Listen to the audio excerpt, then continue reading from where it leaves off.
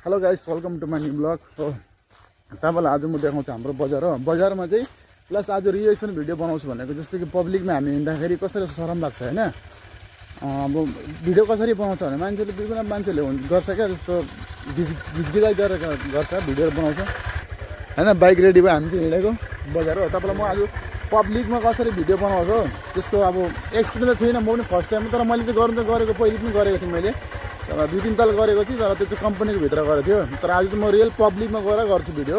तपाईँ हेर्नु होला, लाइक गर्नु होला, सब्सक्राइब गर्नु होला, अनि कमेन्ट पनि गरेर भन्नु कमेन्टमा कस्तो लाग्यो तपाईँलाई हाम्रो भिडियो हो। ल बाई, बजारमा भेटौँ ल। पुरा पब्लिकको रिएक्सन भिडियो बनाउँछु आज म, हेर्नु है तपाईँहरू डाइरेक्ट बजारमा।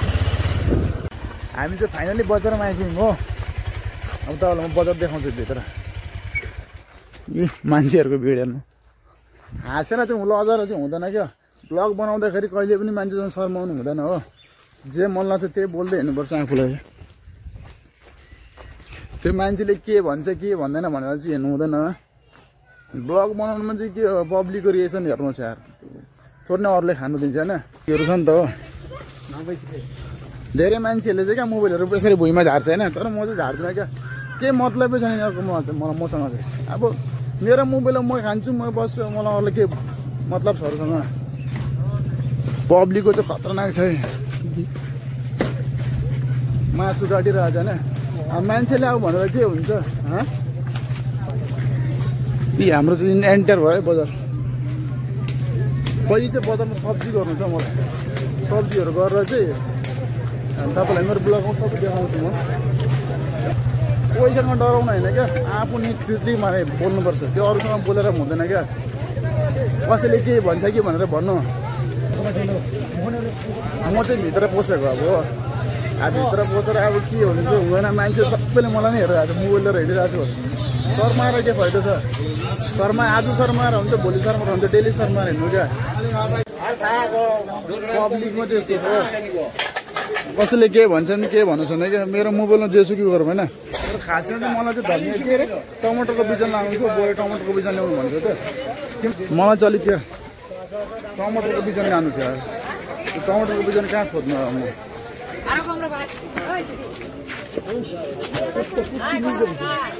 मान्छेले के भन्छ, आज के भन्छ, भोलि के भन्छ भने त मतलब राख्नु हुँदैन। थोरै नै मागेर खाएको कसैलाई, होइन चोरेर थोरै नै खाएको, आफ्नो मर्जी हो त्यो मेरो। उसरी मिलेको मलाई चाहिँ टमाटरको बिजन चाहिएको थियो, टमाटरको बिजनै भेटाएको। पब्लिकमा चाहिँ यस्तै हो केटा, डराउने होइन। लगइन गर्दा चाहिँ सबैले मलाई मात्रै हेरेर आएको, सबैले मलाई मात्रै हेरेर आएको छ ब्लग गरेर। औ टमाटरको बिजन खोइ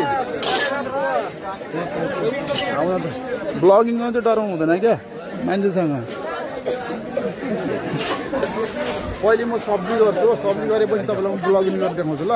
कसरी ब्लग गर्छु म तपाईँलाई। पहिले म सब्जी गर्छु, पछाडि तपाईँलाई भिडियो गरेर देखाउँछु ल।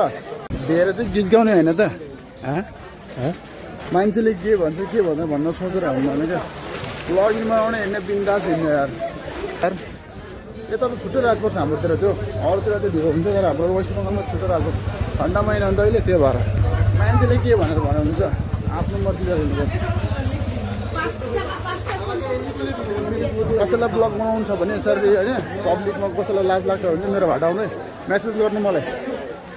अनि मेरो च्यानल सब्सक्राइब पनि गरिराख्नु है, लाइक पनि गर्नु, कमेन्टमा भनिराख्नु। डराउनु होइन क्या, मान्छेले के भन्छ, मान्छेले आज भन्छ भोलि भन्छ के हो के हो, हामीलाई त अब केही म्याटर छैन। अब ब्लग बनाएर हिँड्नु छ। पहिले त मलाई साथीसँग त ब्लग बनाएर हिँड्नु शरम लाग्थ्यो, अहिले त मतलबै छैन, बानी भइसक्यो जस्तो भइसक्यो। मान्छेले के भन्छ खाइदिएर तर हो, सबैले हेरिरहेको छ मतिर हो ब्लग बनाउँछु भनेर। भनेको नहेर्दा नि हुन्छ क्या। 2 किलो ल्याएँ मैले, 2 किलोको तिम्रो 140 रुपियाँ गरेर पहिला। रात पऱ्यो क्या यो चाहिँ पुरै। मान्छेहरू अब उठिसक्यो, दोकान पनि होइन। यतिखेर पुरा मान्छेले हेरिरहेको छ मलाई। मोबाइल लिएर अगाडि हिँडिरहेको छु हो, हाँस्छ मान्छेहरू। केही मतलबै छैन कसैको, केही आफ्नो हेर्ने आफू खान्छ।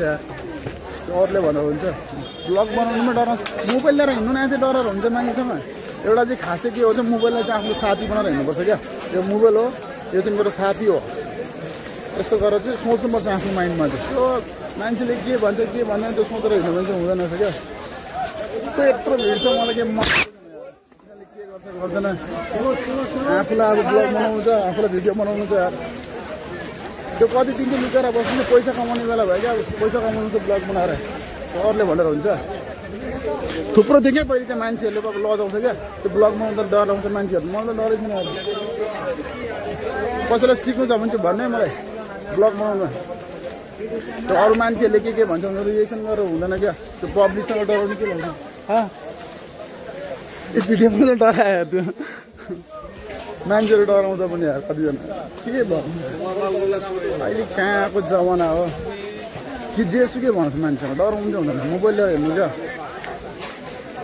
पुरा ब्लगमा आज हेर्नु नि मेरो आज त अँधेरो पनि भइसक्यो यार के गर्छ मान्छेले होइन मेरोमा त्यो यो छैन क्या त्यो सेल्फी स्टिकहरू त्यो ब्लगिङ गर्नेहरू त्यो केहरू छैन क्या मेरो त मोबाइलबाट हात लिएर गरेर हिँड्छु क्या म मान्छेहरूले चाहिँ के गर्छ भने नि ब्लगिङ अनलाइन थम्बनेलहरू के पक्रेर गर्छ मेरोमा चाहिँ केही छैन अहिले म फिलहाल हात लिएर गर्छु कतिचोटि मैले चाहिँ घरमा प्र्याक्टिस गरेँ क्या मैले भन्छु त मैले ब्लग गर्नु लागि मैले 3 महिना जस्तो मैले ट्रेनिङ गरेँ घरमा बसेर ऐनामा बसेर लुकी गर्थेँ क्या म अहिले चाहिँ मलाई मतलबै छैन मान्छेहरूसँग दुनियाँ मान्छेले के भनिरहेको छ त्यो चाहिँ मतलब राख्दिनँ 3 महिना मैले 3 महिना ट्रेनिङ गरेँ मैले यस्तो पब्लिकको म आएर यसरी बसेर म होइन ब्लग बनाउँछु भनेर पहिले चाहिँ डर लाग्थ्यो क्या गोछ कि भनेर तर अहिले चाहिँ बाल मतलबै छैन मलाई ब्लग बनाउने हिँड्ने यार कन्टेन्ट बनाउने यार केही मतलबै छैन अरूको सबले मलाई नै हेरेर हाल्यो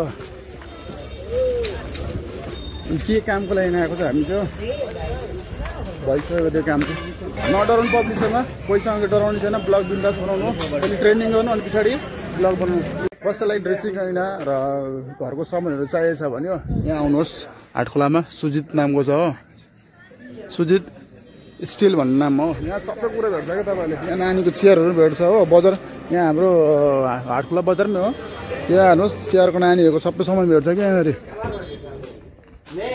ड्रेसिङ ऐना भने ड्रेसिङ ऐना पनि छ हो सबै कुरो छ यहाँ सबै कुरो छ भने त्यस्तै मलाई दिन्छ क्या